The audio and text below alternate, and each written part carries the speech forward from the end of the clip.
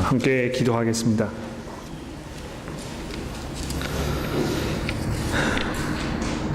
하나님 아버지 감사합니다. 저희가 주의 말씀을 듣기 위하여 오늘 아침 교회에 모였는데 주께서 저희를 도와주시고 저의 마음을 정리하여 주셔서 하나님의 말씀을 두렵고 떨리는 마음으로 듣게 하시고 기쁨과 감사로 그 말씀을 받으며 우리가 매일매일의 삶 속에서 순종하는 삶의 모습으로 하나님 기쁘시게 하는 삶을 사는데 부족하지 않도록 저를 가르쳐 주시고 먹여 주시기를 간절히 기도합니다. 예수 그리스도의 이름으로 간절히 기도합니다. 아멘. 누구를 기쁘게 한다는 것은 참 기분 좋고 즐거운 일이 아닐 수 없습니다. 내가 사랑하는 사람이라면 정말 그 사람을 기쁘게 해주고 싶고 어떻게 해서든지 간에 정말 그 우리의 삶을 통해서 그분의 마음이 편해지고 또 기쁨을 느끼는 삶을 살도록 이렇게 하고 싶어 할 것입니다. 우리가 하나님을 기쁘시게 하는 그러한 삶을 살아야 한다는 것은 두말할 여지도 없을 거라고 생각이 듭니다만 안타깝게도 많은 경우에 너무 삶이 바빠서 또 너무 다른 일들이 복잡하기 때문에 하나님을 기쁘시게 하는 것이 무엇인가에 대해서 우리가 생각하지 못하고 그냥 지나가 버리는 경우도 굉장히 많이 있는 것 같습니다. 그러나 하나님을 기쁘시게 하는 그것은 우리가 얼마만큼 우리 삶 속에서 정말 하나님 중심의 삶을 살고 있는가 이것을 아주 자세하게 보여주는 좋은 그런 지표가 될 것입니다.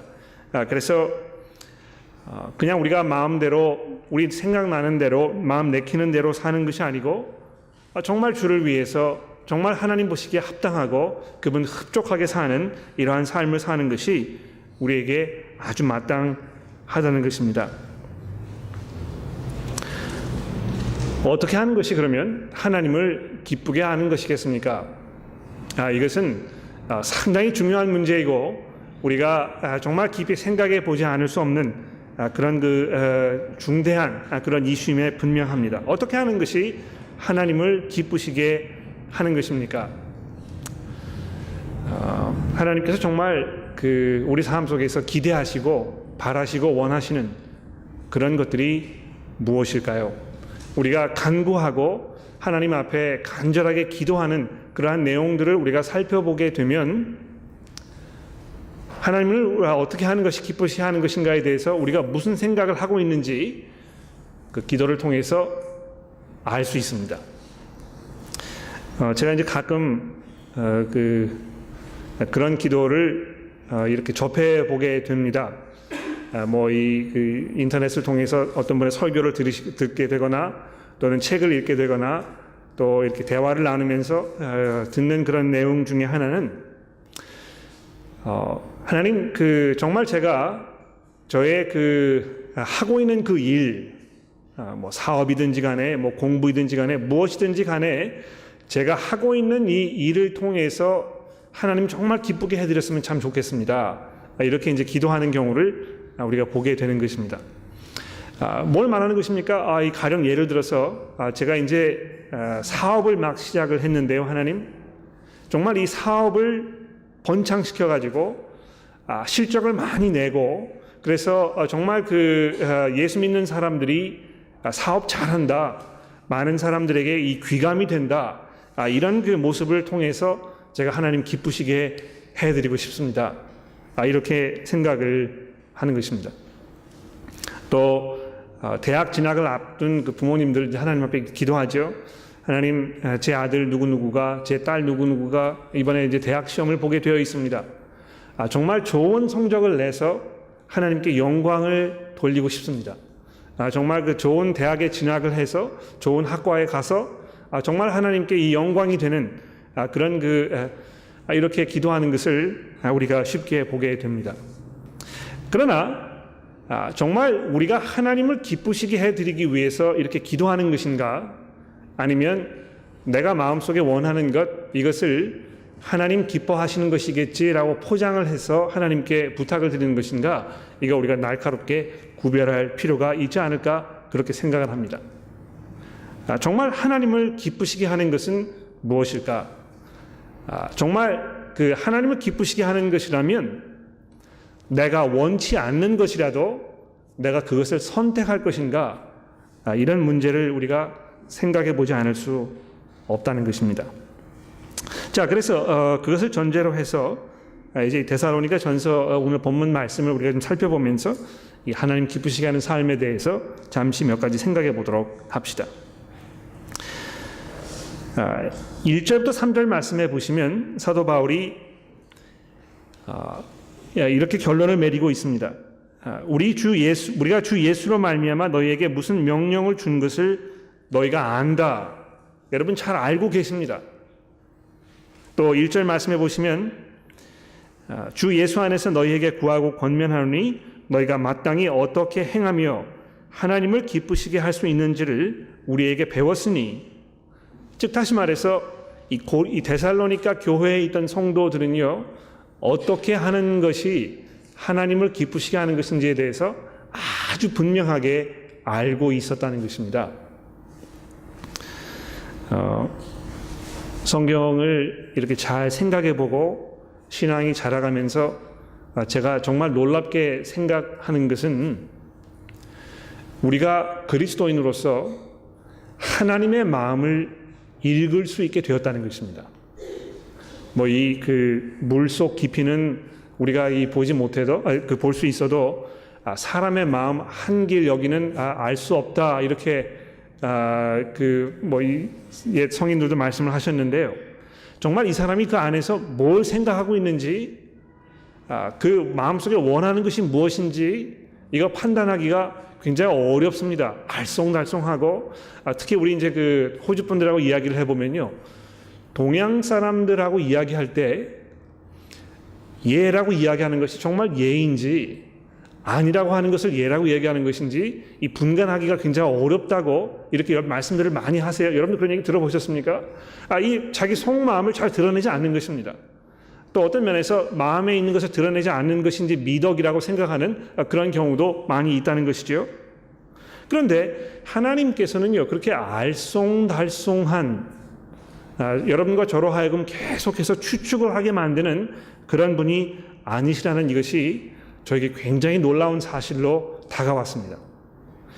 이거 정말 하나님께서 내게 원하시는 것이 무엇일까 고민하고 정말 생각해보고 그것을 알기 위해서 하나님께 기도하고 많이 이렇게 하는 거 우리가 보게 됩니다만, 사도 바울이 본문 말씀에서 이야기하고 있는 것은 아주 간단 명료합니다. 우리가 하나님의 그 기뻐하시는 그것이 무엇인지 잘 알 수 있다는 것입니다. 어떻게 알 수 있습니까? 여러분들이 우리에게서 그것을 배우지 않았습니까? 제가 여러분들에게 하나님을 대변해서 그것이 무엇인지 분명하게 말씀드리지 않았습니까? 이렇게 이야기하고 있는 것입니다. 하나님의 뜻을 전한다고 이렇게 말씀하시는 분들을 우리가 이제 들으면 약간 긴장이 됩니다. 그렇죠? 여러분들은 모르는 어떤 특별한 하나님의 계시를 제가 받아가지고 여러분들에게 이제 하나님의 말씀, 하나님의 뜻을 전해드리려고 합니다. 이렇게 시작을 하면 여러분 앉으셔가지고 글쎄 그럴까? 이렇게 의구심을 갖는 것이 마땅할 것입니다. 왜 그렇습니까? 우리가 알 수 있는 모든 것, 우리 삶 속에서 필요한 모든 것, 즉 우리가 하나님의 자녀로서 이 땅에 사는 데 있어서 필요한 그 모든 것들을 이미 하나님께서 사도들의 그 증거를 통해서, 가르침을 통해서 이 성경 말씀으로 우리에게 이미 말씀해 주셨기 때문에 그렇다는 것입니다. 여러분 기억나십니까? 디모데후서 3장 말씀해 보시면 이렇게 이야기하고 있지 않습니까?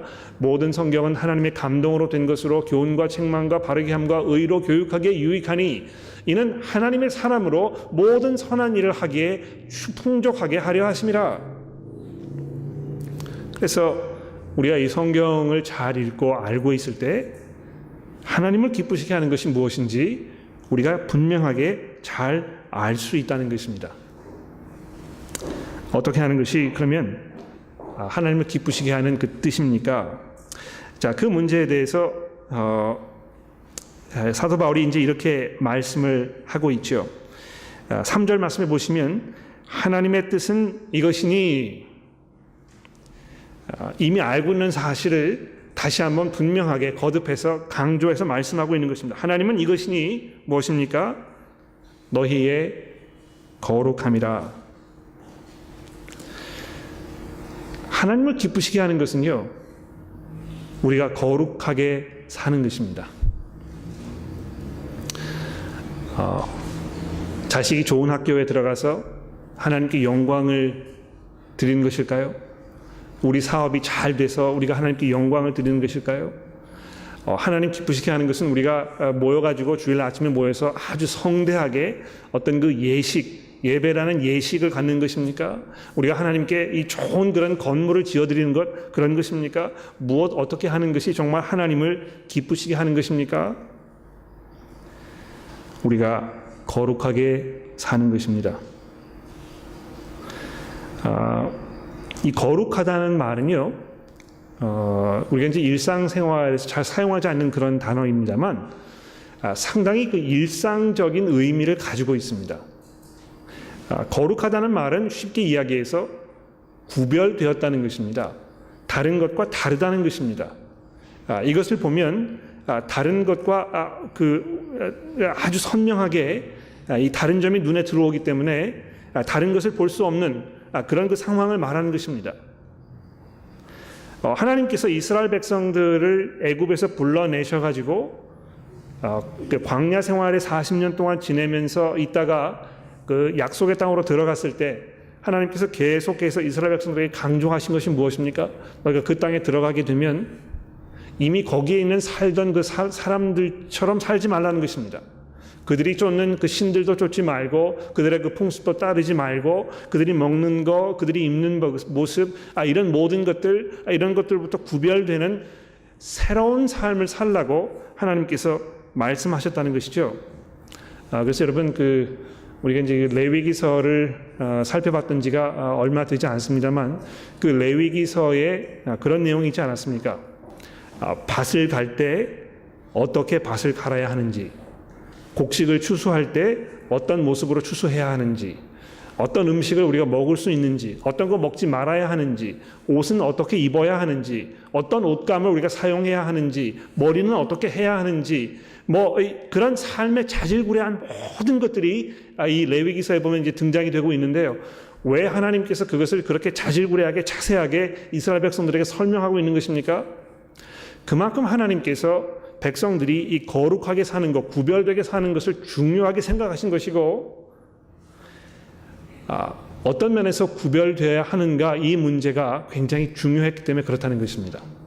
일상 삶에서, 매일매일의 삶 속에서 구별되는 삶을 사는 것이 하나님 눈에 굉장히 중요했다는 것이죠.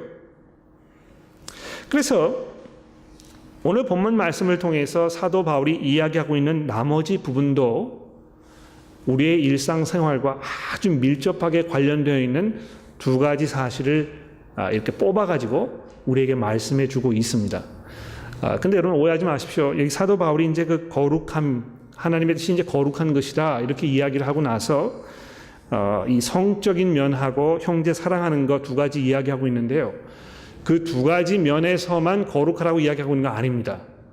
예?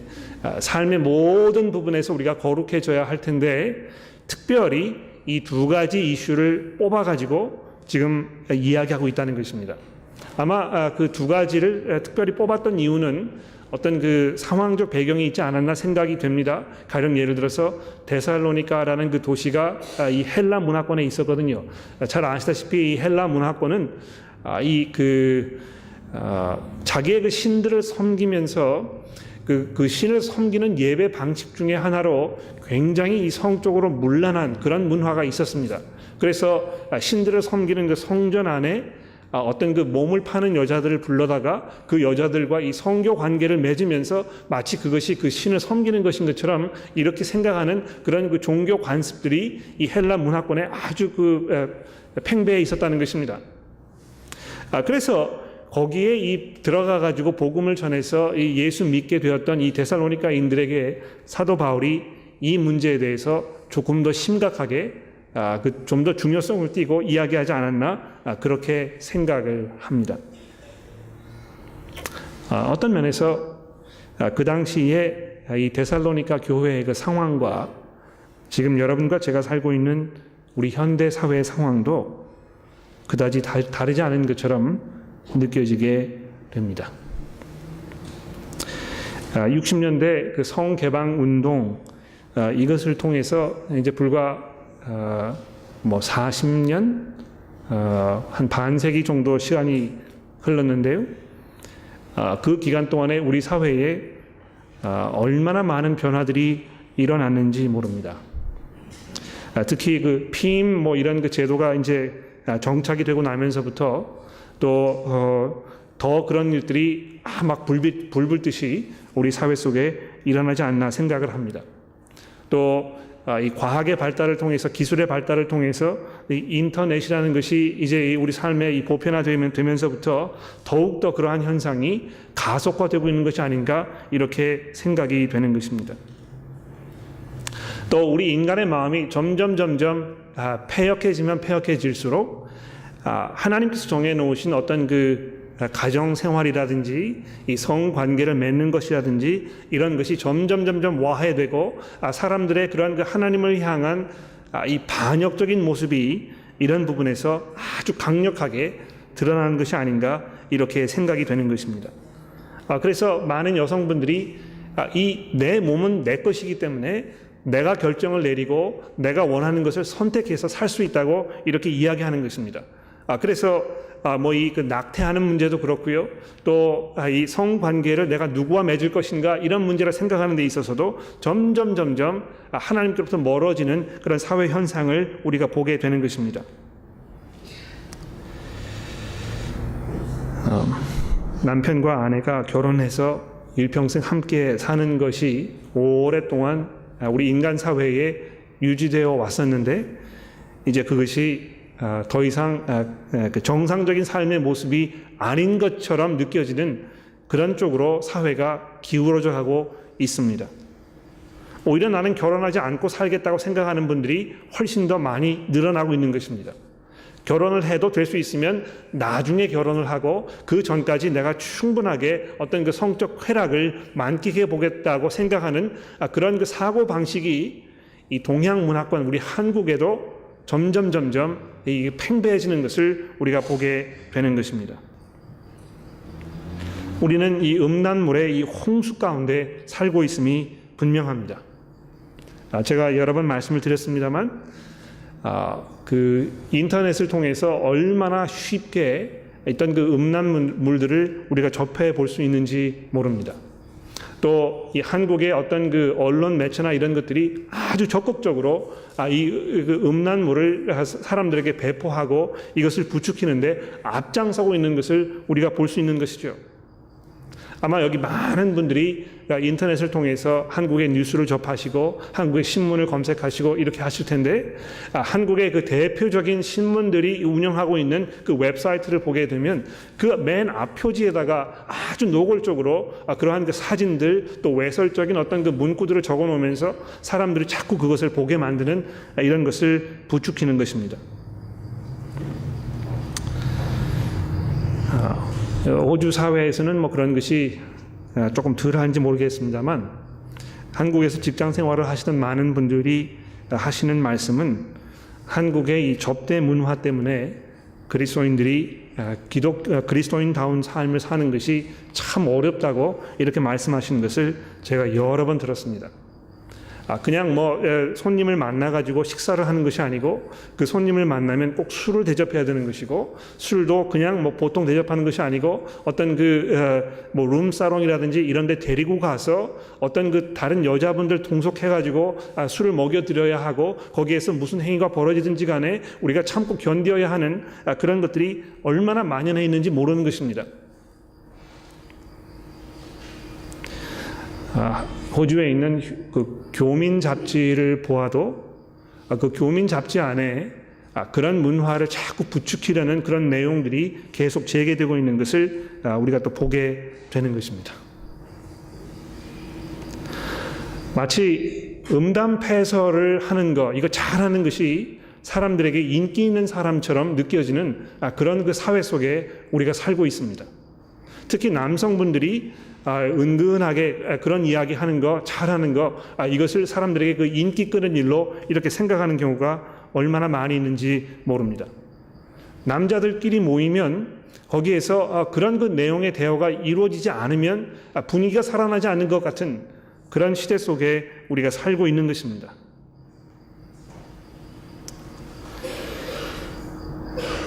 성도들의 신뢰를 저버리는 목회자들의 행위가 연일 신문과 방송에 보도가 되고 있습니다.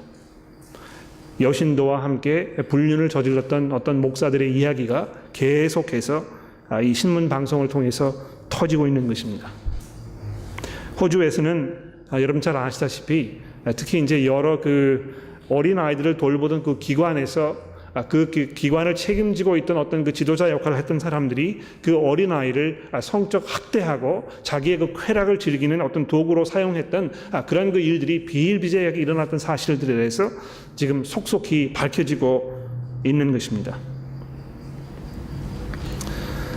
우리가 살고 있는 이 사회는 정말 성적으로 문란하고 패역한 그런 시대임에 분명합니다. 그런데 안타까운 것은 그러한 와중에서 그런 사회적 현상이 교회 안에도 우리가 모르는 사이에 많이 침투해 있다는 것입니다. 미국에 잘 알려진 목사님 중에 한 분인 그 팀 켈러라는 분이 쓰신 책에 보면 사회적으로 10대, 20대, 30대 연령층의 사람들 가운데 혼전 성관계를 맺지 않은 사람은 거의 찾아볼 수 없다.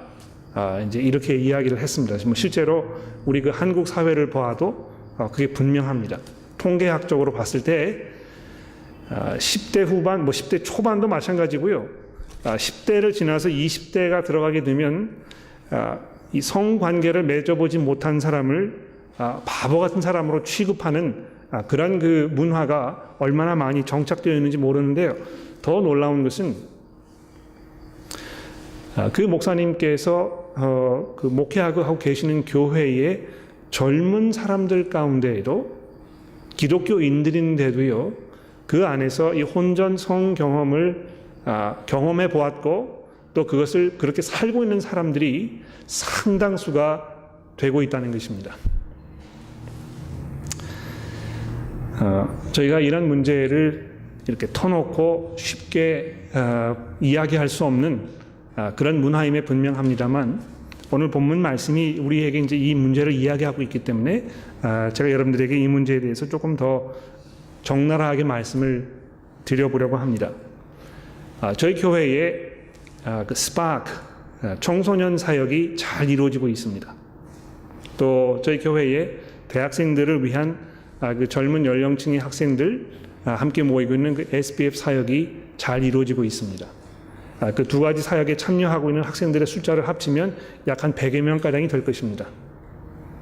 여기 앉아 계시는 많은 부모님들께서 여러분들의 자녀를 스파크라든지 또 SBF에 지금 보내고 계실 것입니다. 그런데 연령층에 있는 그 학생들 가운데 혼전 성 경험을 하고 있는 학생들이 있을지도 모른다는 것입니다. 여러분의 자녀가 거기에 그런 그 삶 속에 지금 살고 있을지 모른다는 것입니다.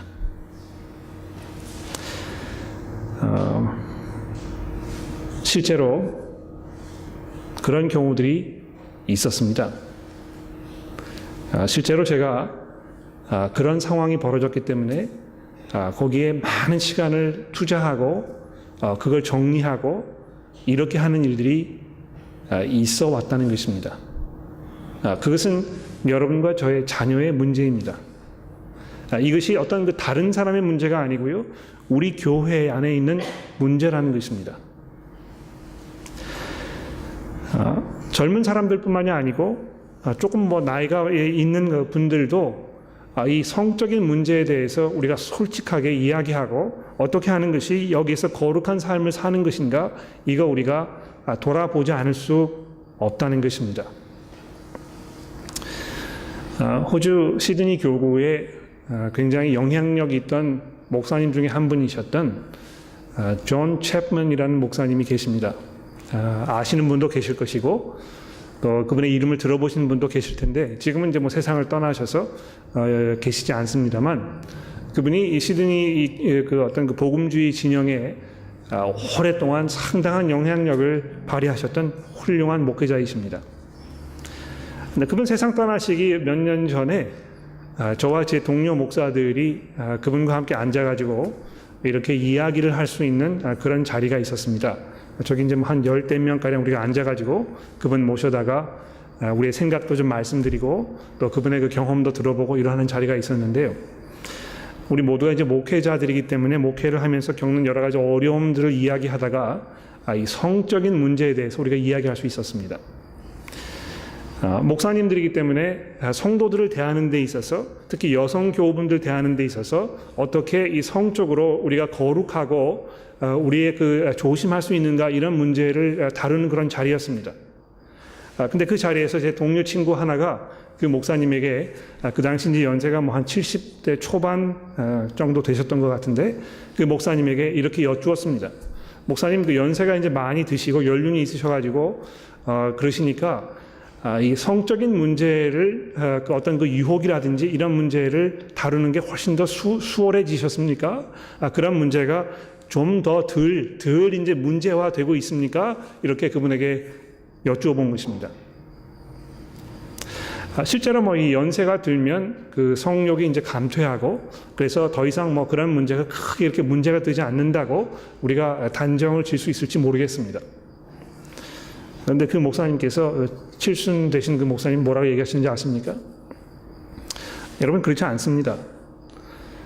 저는 제가 무덤에 묻혀가지고 3일 정도 지나고 나면 그때서야 아마 그 문제가 해결될 거라고 생각합니다.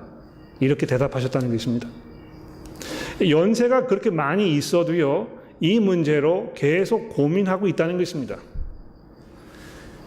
근데 그분의 그러한 그 솔직한 고백이 얼마나 우리 젊은 목사들에게 신선한 충격으로 다가왔는지 모릅니다. 그분께서 그 연세가 그렇게 많으신데도 불구하고 계속해서 경건하게 살려고 노력하고 수고하고 그 문제를 위해서 기도하고 계셨다는 것입니다.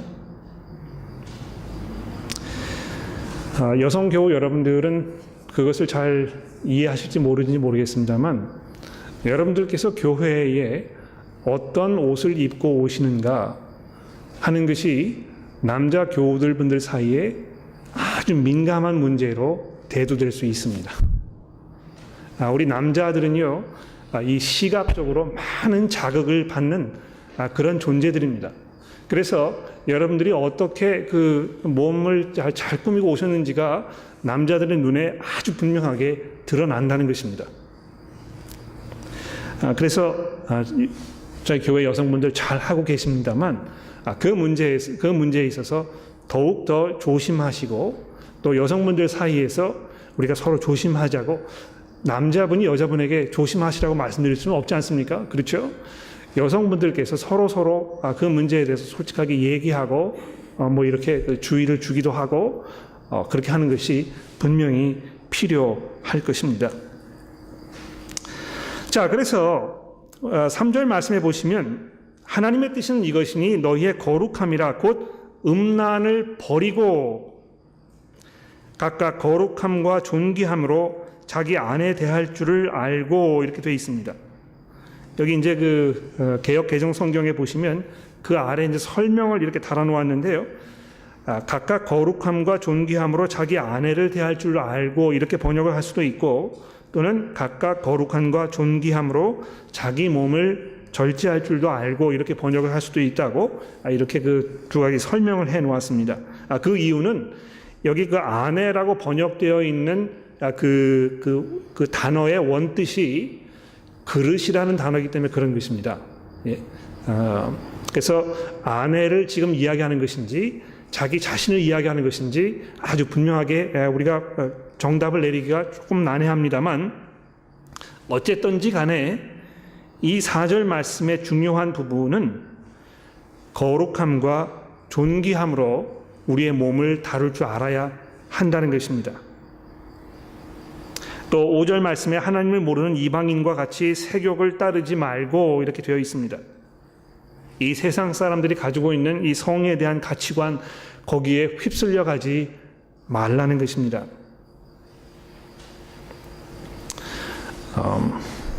제가 이제 저희 아이들하고 앉아가지고 TV를 이렇게 보게 되면 이 아이들에게 이 상황을 어떻게 설명해 줘야 될지 난감하게 되는 그런 장면들을 가끔 보게 됩니다. 근데 여러분도 그런 경험이 있으셨는지 모르겠어요. 여러분들께서 집에서 여러분들의 자녀들에게 이 성의 문제에 대해서 아주 적극적으로 솔직하게 다 이야기해 주셔야 한다고 저는 생각합니다. 아이들이 가지고 있는 그 성에 대한 생각, 어떤 그 기대감, 환상, 이런 것들은 안타깝게도 성경을 통해서 또는 가정 환경을 통해서 형성되기보다는 그 외부의 것들로 인해서 이 형성되는 경우가 상당히 많습니다. 뭐 이 음란물을 보게 된다든지 친구들과 이야기하면서 그런 것을 이해하게 된다든지 뭐 이런 경우가 상당히 보편적입니다. 특히 동양 문화에서 부모님들께서 자녀들에게 그런 문제를 이야기하는 것이 이렇게 뭐 쉽지 않은 게 분명하다고 생각을 합니다. 그러나 자녀분들에게 그것을 가르치고 이야기해주고 성경이 그 문제에 대해서 어떻게 이야기하고 있는지를 말씀해 주어야 할 가장 1번 책임을 가지고 있는 분들은 주일학교 선생님들이나 또 SBF나 뭐 이 스파클 리더들이 아니고요. 바로 부모님 여러분들입니다. 여러분들께서 어떻게 하고 계시는가 하는 것을 자녀들이 잘 주위에서 보고 있고 그것을 보고 배운다는 것입니다. 그것이 그들의 삶 속에 그대로 반영이 될 것입니다. 그러므로 기회가 주어진다면 뭐 TV를 시청하시다가 어떤 설명해야 할 장면이 있었다거나 그런 내용이 있었을 때 그 기회를 잘 활용하시는 것이 상당히 필요하다고 생각이 듭니다. 그뿐만이 아니고요. 그냥 어떤 수동적으로 그런 기회가 있을 때까지 기다리지 마시고 보다 적극적으로 그런 문제를 다룰 수 있는 그 기회와 자리를 마련해 주는 것도 부모로서의 좋은 적절한 책임이라고 생각을 합니다.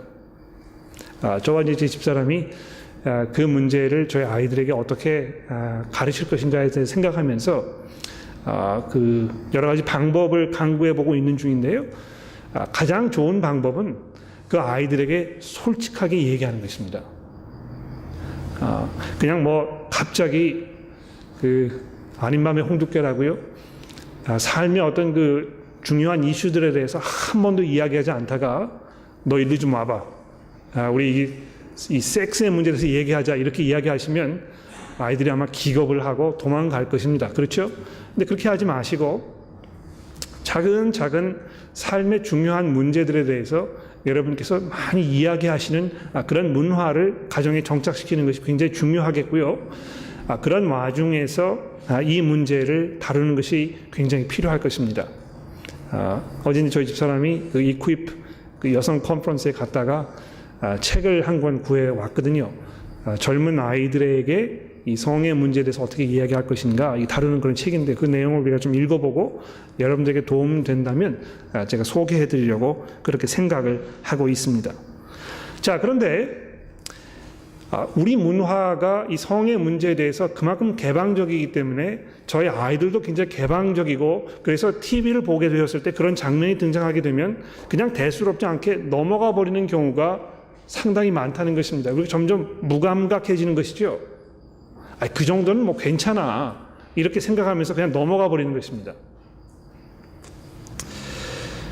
그러나 우리가 얼마나 이 문제에 대해서 아주 민감하게 다뤄야 하는지 그 중요성을 우리가 좀 이해할 수 있으면 정말 좋겠습니다. 또 6절에 이 일에 대해서 분수를 넘어 형제를 해하지 말라고 말씀하고 있습니다. 왜 그렇게 이야기하는 것입니까? 특히 교회 안에서 어떤 이 성적인 문제 때문에 서로에게 상처를 주는 경우가 있을 수 있다는 것입니다. 그런 면에서 도를 넘어가지 말라는 것이죠. 그런 면에서 형제 사랑하는 데 있어서 방해되는 일을 하지 말라는 것입니다. 우리가 이미 여러분에게 말하고 증언한 것 같이 이 모든 일에 주께서 신원하여 주심이라 되어 있습니다. 여기 신원한다는 말이 무엇입니까? 하나님께서 원수를 갚으실 것이라는 것입니다. 내가 특히 어떤 불륜을 저질러 가지고 그 사람의 가정을 깨트리거나 이런 상황이 벌어졌을 때 하나님께서 그 사람에게 반드시 그것을 문책하고 우리로 하여금 대가를 치르게 하실 것이라고 이렇게 말씀하고 있는 것입니다.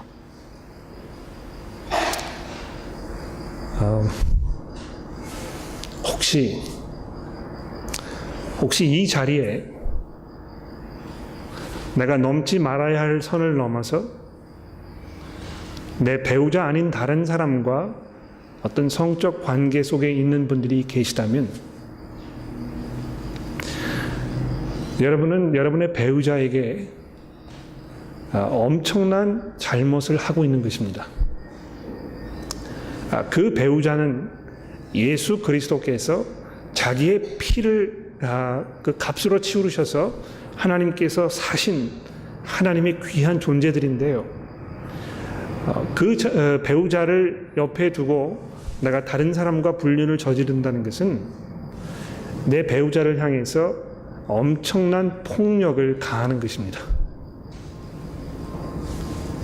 그러한 상황이 있을 때 하나님께서 어떻게 하시겠다고요?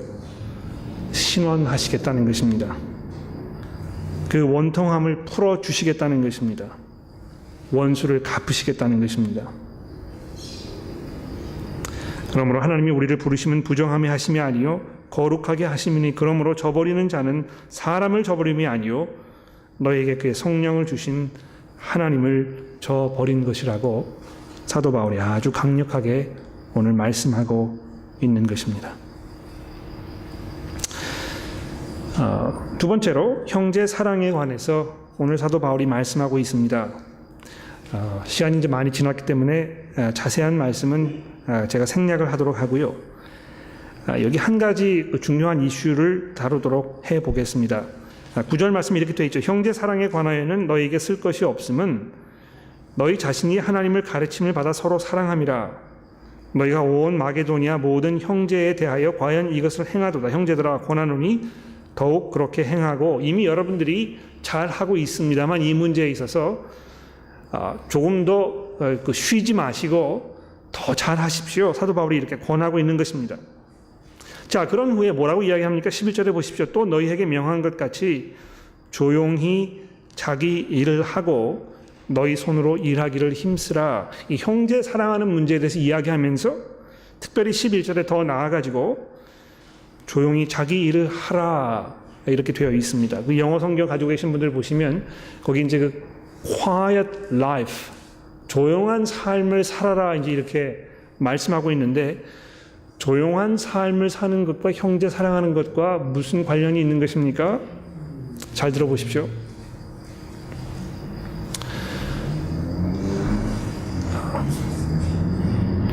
교회에 이렇게 딱 들어왔을 때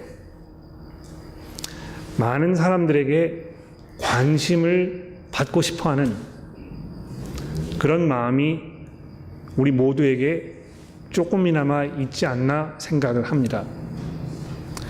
그래서 옷을 입는 것도 좀 신경을 써서 입게 되고, 물론 내가 다른 사람에게 혐오감을 주지 않을 정도로 옷을 입어야 되겠다 생각하는 것이 모든 사람들의 생각입니다만, 거기서 조금 더 나아가서 내가 사람들에게 그 관심을 끌고 사람들이 나를 주목하도록 하고 이렇게 하고 싶다는 그런 마음들이 우리 모두 가운데 있을 것입니다.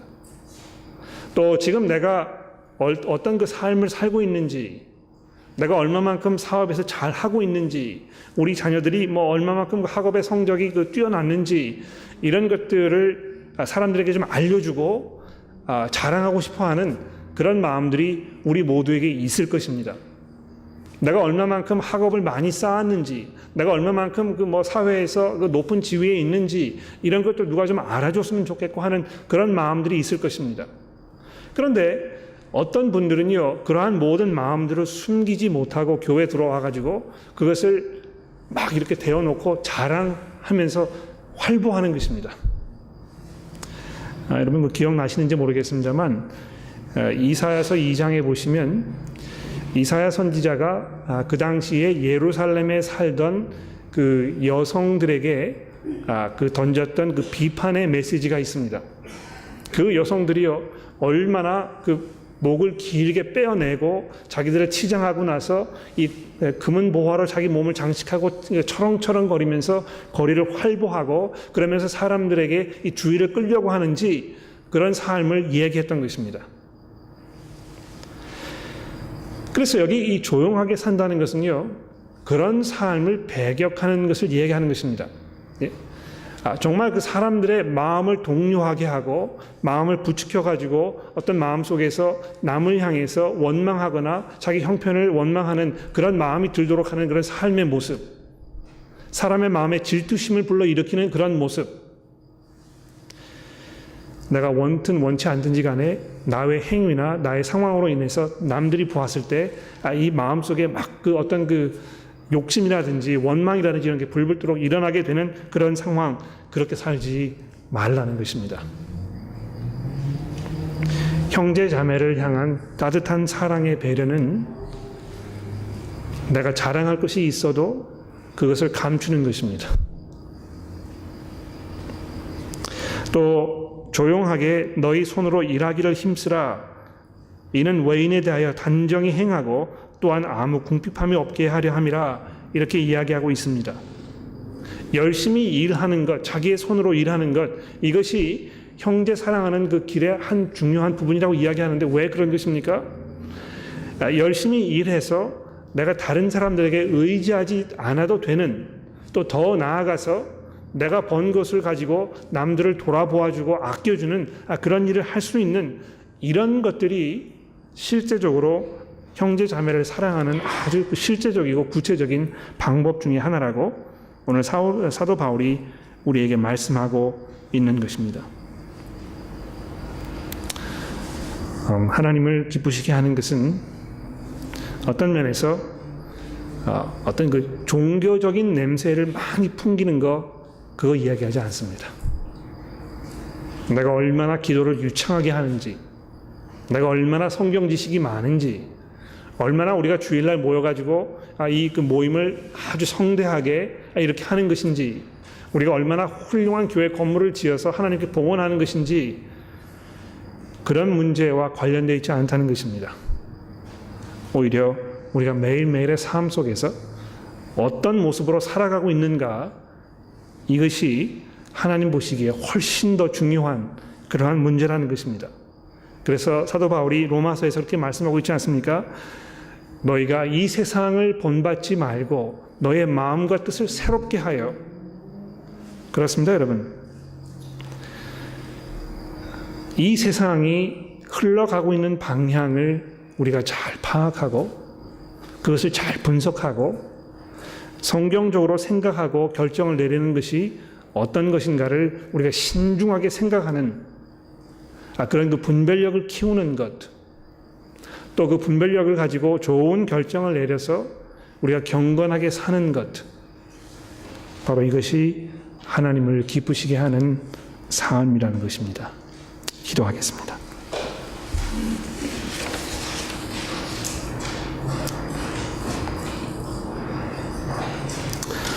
하나님 아버지,